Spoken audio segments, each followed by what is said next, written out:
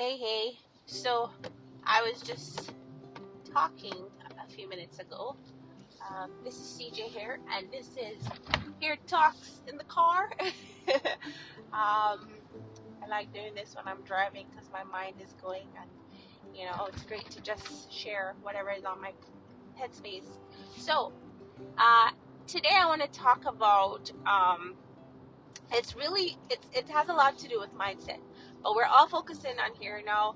I think I've been it's been my desire to kind of find out the ancient secrets of hair growth, and what do I need to do to start changing um my hair, and what's happening with my hair, and the journey for my hair. And I wanted to just to go into depth of this article that I read. So I went into Google and I typed ancient ancient secrets for a natural hair.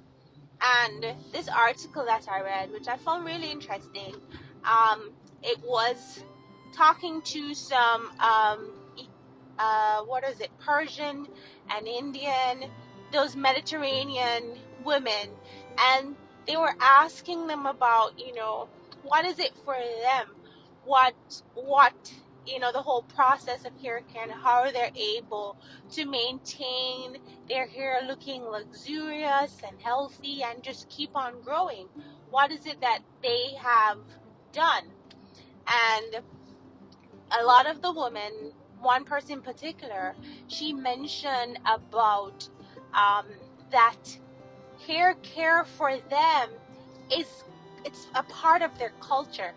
Taking care of their hair is something that was instilled in them from they were kids, so from their parents and their grandparents, passed down the tradition that it is important for them as ladies and little girls and women as they grow up to always see their hair as special, and always learn to appreciate and do whatever is necessary to allow their hair to flourish. And they taught them ways to take care of their hair, ancient traditions that have passed down from generations to generations. And I thought that was amazing, especially to the fact that I have a little girl, and we all want to instill in or girls or babies, we want to instill in them great traditions and things that they can hold on to as they grow up and mature to be beautiful, amazing young ladies, right? And so, continuing from that, she was saying this is the difference, I think, that stands out for them. It's a part of culture. So, it made me ask the question for me, because I have Caribbean heritage, right? And so it made me question my heritage too. It's like, does my culture embrace hair care as self-care? I don't know. I don't remember it being something that was to say, hey, this is something important. This is something you should know that is a part of you to do. I don't remember the moments having that conversation with anyone. So I think the biggest thing for me is now seeing that from a different perspective and choosing to want to make a change, right? Choosing to want to make a change to embrace that kind of belief or mindset. Now, the thing with or here, I think my culture, and because I'm Black, I'm African heritage, and even I'm Caribbean, I have African descendants, of course, and I don't know, I think for us, I don't want to speak for everybody, but I know based on what I've seen, I think a lot of people have not embraced hair love. And it's because we haven't grown to appreciate hair love. We haven't grown to appreciate that our hair is beautiful, or grown to appreciate that we are what we have is something amazing, and all it needs to do is to be nurtured and cared for, and and honored and respected as a crown that we have. And so what happens is, because we don't, I think as a culture, we never saw our hair care as self-care. We never really invested the time and the things that are necessary to help for our hair to really flourish and grow. So I would say that it will have to take a new mindset to change the way we think and feel about our hair, before we can start saying, you know what, I'm going to start to ask myself the real deal questions. I'm going to ask myself, is this, whatever I'm going to do to my hair, is this something that will help my hair to grow, help my hair to flourish?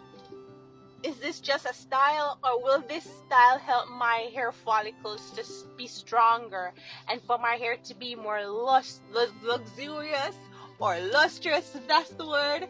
But are these decisions that I'm about to make about my hair going to benefit my hair in the long run?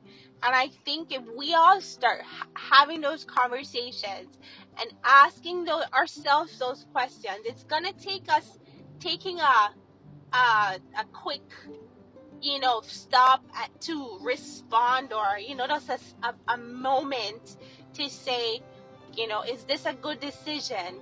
And it would have to take that. We have to plan, and sometimes with our hair, I think, and that's my experience with my hair, I've not planned for my hair. I've been planning now, but in the past, I would say, oh, I want to do this. Oh, I'm going to bleach my hair. Hey, I'm going to do that. And I don't think the time is taken to say, hey, I mean, does my hair appreciate what I'm about to do to it? Is this something good for my hair? Will it bring value? Will it be a benefit? What is it that I am doing?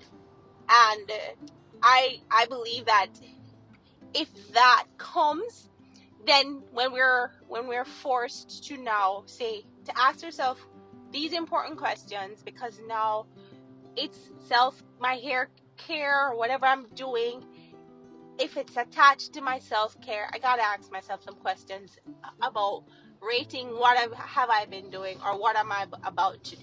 So this is why I said it has to be a shift in the mind. Now, the question is, hey, is this possible though? Can I change this mindset that I've grown up all my life to do and to be? And I would say, absolutely. We can change, and we can do something different. We can choose to think differently, and we can choose to operate differently. It is the decisions that we make and how we respond or react to certain things. It is what we have done just all the time. It's just habits over time. And for a lot of us, it may take longer than a day. It may take longer than a week and a month, even a year. But I believe that with choosing to stop, evaluate, and then decide, what you really want to do. Because what's happening, because because for hair care, we don't stop to do this. What happens is that when we get older and our hair begins to start to respond or react to everything that has happened over time, we lose it, and we're not able to get back our hair, because our hair has just not been taken care of. And we have to kind of get honest to look at that, about the actual decisions that we make for our hair. Because if we don't, yes, in the moment it may seem absolutely fabulous to wear a braid, and it's all tight and neat and sleek, and then couple years from now, unfortunately, your hair is not strong enough to stand, begins to break away, then there becomes hair loss, thinness, hair loss, and even alopecia, where severe alopecia, where your hair is actually completely gone, right? Because it's broken down from the root, and the root is affected tremendously.